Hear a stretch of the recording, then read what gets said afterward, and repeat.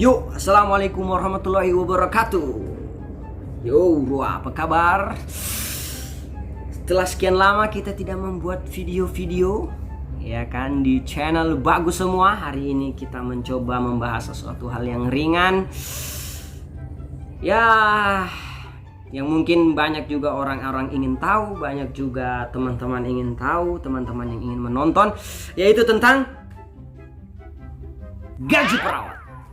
Oke.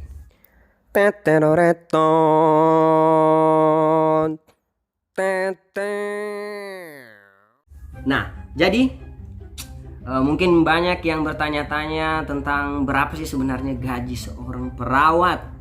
Ya kan, berapa gaji seorang perawat dan kenapa seperti itu gajinya. Yang pertama, berapa gaji perawat? Ya, ada beberapa dan bahkan banyak teman-teman yang mengeluhkan tentang gaji seorang perawat. Ya kan, banyak mengeluh kenapa gaji perawat ini berada di bawah UMR, ya kan, kenapa gaji perawat sama dengan gajinya cleaning service. Kemudian ada juga yang mengatakan kenapa gajinya perawat itu bahkan tidak sesuai dengan pengeluaran kita saat di pendidikan keperawatan. Kemudian ada juga yang mengeluhkan kenapa perawat tidak digaji dan hanya mengabdi di puskesmas atau di rumah sakit. Jadi dengan pertanyaan-pertanyaan seperti itu sebenarnya saya ingin menyampaikan seperti ini. Seorang perawat itu dihargai dengan pendidikannya. Tidak juga sebenarnya seorang perawat, semuanya pasti orang dihargai. Semakin tinggi pendidikannya maka semakin mudah mendapatkan pekerjaan dan gajinya itu semakin banyak. Rumah sakit, puskesmas, dan tempat-tempat pekerjaan lain yang menerima perawat itu tidak mungkin memberikan atau mengapresiasi membayar kita kalau kemampuannya kita lebih kemudian kita dibayar rendah. Itu kecil kemungkinannya. Jadi maksudnya seperti apa? Maksudnya ketika kita sudah sekolah keperawatan, tunjukkanlah skillnya kita, ya kan, tunjukkanlah kemampuannya kita yang membuat mereka berpikir, oh, perawat A ini memang dia tidak pantas mendapatkan gaji rendah. Nah, perawat B ini tidak pantas dia gajinya seperti ini, kayaknya harus dinaikkan. Nah, di situ kita harus menunjukkan skillnya kita. Penilaiannya orang itu akan, kalau gajinya segini dengan kemampuan seperti ini kayaknya kurang, kita harus memberikan lebih. Nah, orang akan berpikir seperti itu tanpa kita harus minta-minta. Tanpa kita harus ibaratnya selalu mengeluh, kenapa gajinya kita seperti ini. Kita tunjukkanlah. Kita tunjukkan kemampuannya kita, skillnya kita, sehingga orang itu melihat, perawat kalau dengan kemampuan seperti ini, kemudian dia dengan pekerjaan seperti ini, gajinya di bawah UMR, pasti orang-orang yang menggaji itu, orang-orang yang membayar kita itu akan tahu diri sendiri, ya kan, tahu diri sendiri, dia sudah bekerja seperti ini, dia sudah mempunyai kualitas seperti ini, tapi kita gaji seperti ini kayaknya masih kurang. Nah, jadi hal-hal itu yang pertama, ya kan, kita harus memperbaiki diri dulu. Kalau memang kemungkinan gajinya kita di bawah UMR atau bahkan gajinya kita setara dengan cleaning service dan lain-lain, atau bahkan kita di gaji sukarela, yang pertama kita introspeksi diri dulu.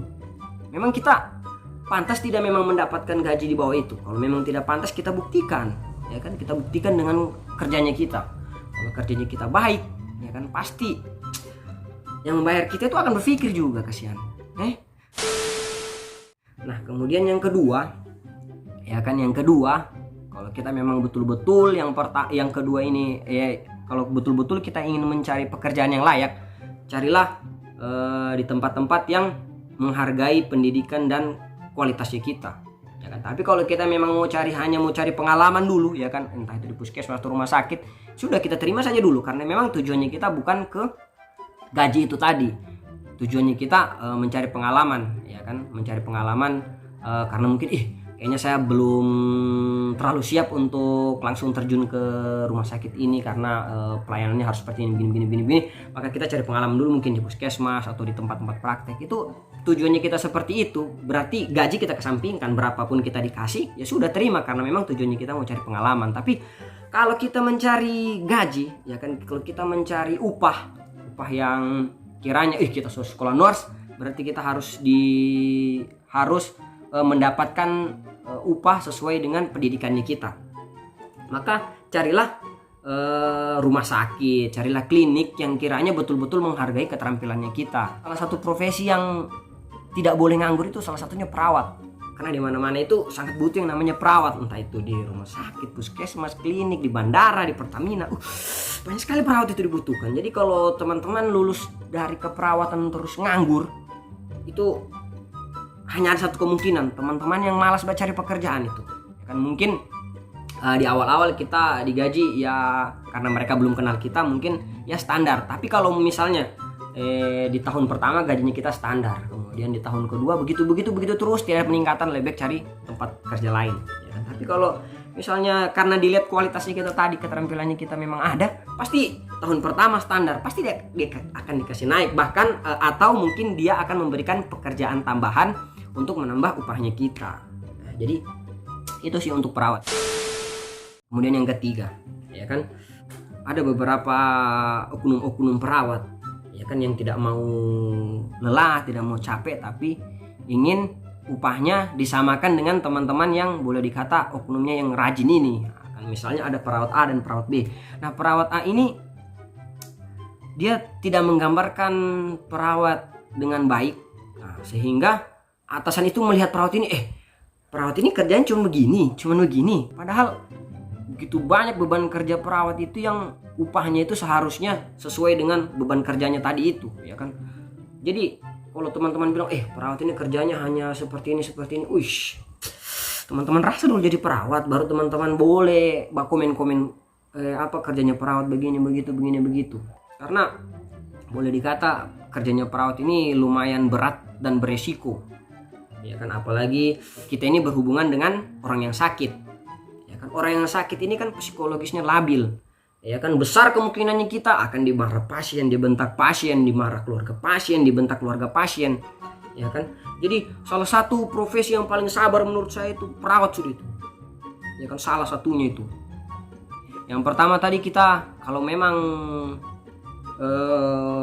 kita merasa upahnya kita atau gajinya kita sebagai perawat masih kurang, yang pertama coba kita introspeksi diri dulu, kita perbaiki dirinya kita lihat sudah sesuai kah skillnya kita yang kita berikan, pelayanan yang kita berikan dengan upah yang kita dapat, ya kan.